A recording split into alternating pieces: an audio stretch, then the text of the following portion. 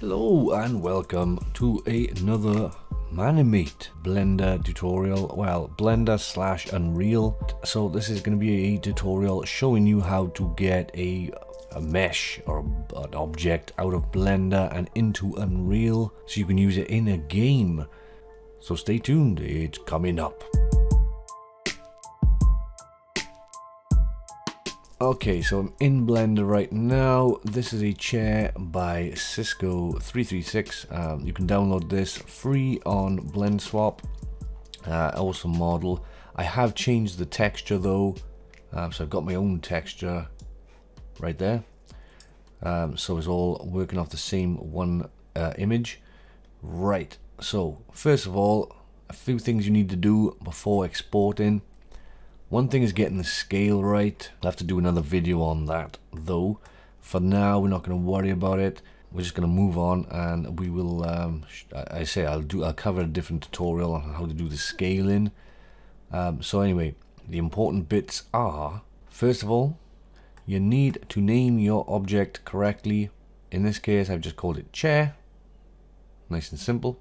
The whole thing is one mesh, so the seat is all one mesh, as well as the frame. You could have them as separate meshes, in which case you might want to call it chair frame and call the seat chair seat, whatever tickles your fancy really.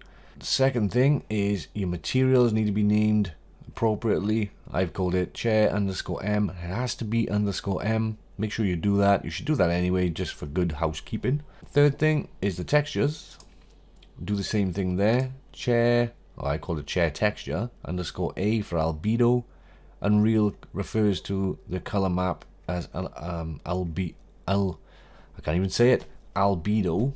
So name it whatever the name is, it has to have an _A after it, and then the normal map has to have _N. If you've got a roughness map, it's _R, and specularity is _S and whatever. But we're just gonna have these two for today, so make sure they're named properly. The texture itself can be basically whatever you want, but I always, again for good housekeeping, I always name it basically the same as what I've named it up there. So it's chair texture _A and chair texture _N. Right, so make sure you've done all that. That's quite important, these _A's and N's and whatever. You'll see why later on. It allows basically Unreal to do some work for you. Another thing you need to do is apply the scale, so Control A and apply scale, or rotation and scale like I do, to the object. Make sure you've done that. Something else to note as well, that the object origin in Blender is not going to be the object origin in Unreal. The object origin, when it gets to Unreal, will be the center of your scene. So where the lines cross, you want to make sure that your object is in the right place. For a chair, it should be right at the bottom, so you just go to front view, make sure it's right in line with the bottom of the chair. For some objects, you might want to have it in the center of the object. If you need to rotate the object, like in an animation within Unreal, then you may want to have it in the center or whatever. But for the chair, it should be at the bottom, so you can place it on the floor, any floor surface or flat surface. Now you need to do collisions. Some objects you may not have to, but most of them you will. So what you need to do for collisions, I mean, you can do it in Unreal, but it'll be more computer power. So you want to do simple collisions, so when you run in a game, obviously there's less workload on the processors. So what you do for this is you bring in boxes. Now I've got them on layer 2. If you go to layer 2, you see I've got 2 boxes for the different parts of the chair. You cannot make one box and then shape it. You can't use loop cuts like in edit mode. You could do a loop cut there and extrude that section. You can't do that. It has to be a separate box for every part of the object that protrudes. So for example, if I wanted to do one for each leg, I would have to do a separate box. You can scale the box like I have here. I've scaled it on the the y-axis. You can do that, but it has to be a box. So if I was going to do one for each leg, I'd have to do a separate box for each leg, scaled to the size of each leg. Now the important thing with this is you have to name them right. So my object is called chair, so the collision boxes have to be called UCX underscore chair underscore 00, and for every additional box would be underscore 01 and then underscore 02, 3 and whatever for every additional box you make. I'm not sure if it has to be capital UCX, but I always put them capital, just consistency. I can barely speak today. Right, so that is my object and that's done. So I select the 3 boxes. Make sure you've applied the scaled rotation scale to all of these, all of these objects. And you can see I got a parenting line. I've parented the boxes to my chair. So if I did change anything, like the scale or whatever, it'll change, and I have to reapply the scale obviously once I set it, but they'll scale automatically. So that's what I do. You don't have to. You don't need to do it for this, but that's what I do. So select all 3 of the boxes, make sure you've got them all. Yep. And now we can export it as an FBX. You can call this whatever you like. I'm gonna call it kitchen chair. That'll do. FBX, saving it in the file with my model. Export, and it's nice and quick. Does it real quick, to be honest. Right, switching over to Unreal. Here is Unreal.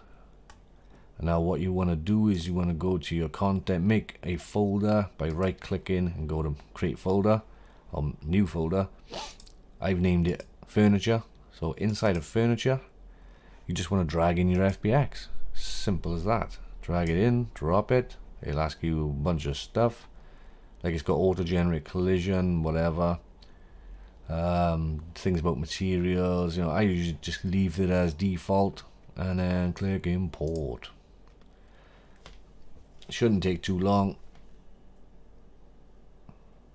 depending on how complex the mesh is, I suppose, and the materials. This is taking longer than normal, mind, I gotta be honest. Usually takes a few seconds. Maybe because I got my screen recorder going, I'm not sure. Well, here we go.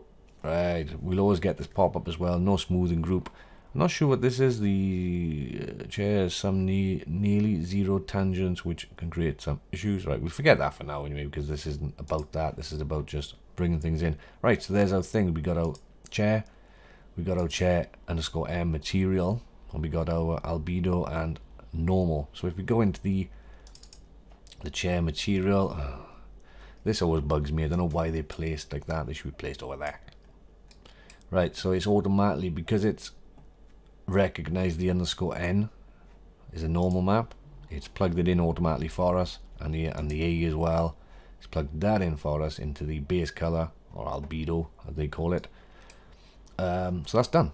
If we don't need any specularity or roughness maps applied to this chair, because everything's kind of rough on this chair. It's all wood and obviously a material, so we'll just leave that as is. We can close that. We click yes to save them.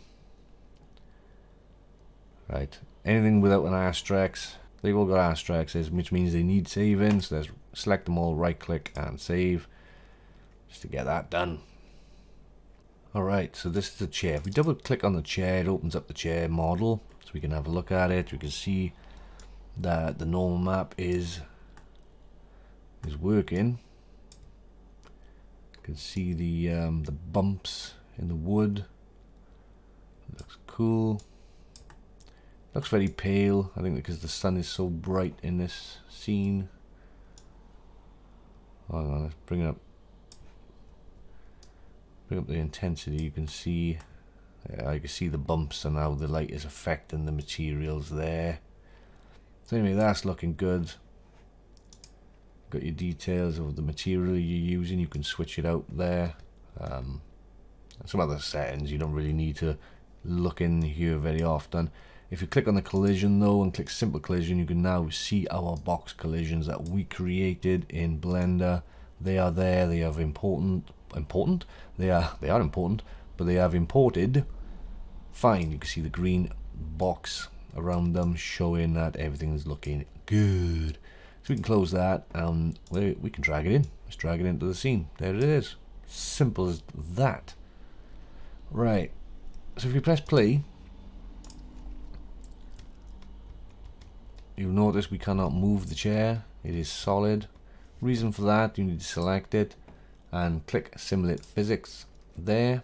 You've also got enable gravity. Like if you turn that off and then put it up there, we've got physics, but we've got no gravity. Bye bye chair. Off it goes. Gonna make a new life for itself on Mars somewhere with a Tesla. So let's put, oops, there we go. Select the chair again, put the physics back on, I'll put the gravity back on. Make sure that physics is enabled, and you see it fall. Just barely saw it there. And now it's good to go. You can now kick your chair around. Oh, let's try this, let's try this, let's try this, let's try this, let's try this, let's try this. Right, get up here, slowly does it. Oh, look at that. Oh yes. Oh yes. Oh no. Anyway, so that is it. That is your chair in my scene. Oh, see, this would be a game by itself, trying to get the chair back up on all fours. Oh, must have did it then. Oh. Oh, one little knock now. Come on, that should push it up. Oh yeah. Okay. Right. Anyway, ignore the in-game green text at the bottom. By the way, that's something else I was playing around with. You want to have that on your screen. But anyway, that is how to insert or export something out of Blender and bring it into Unreal Engine. Hope it's been somewhat helpful. Ta-ta.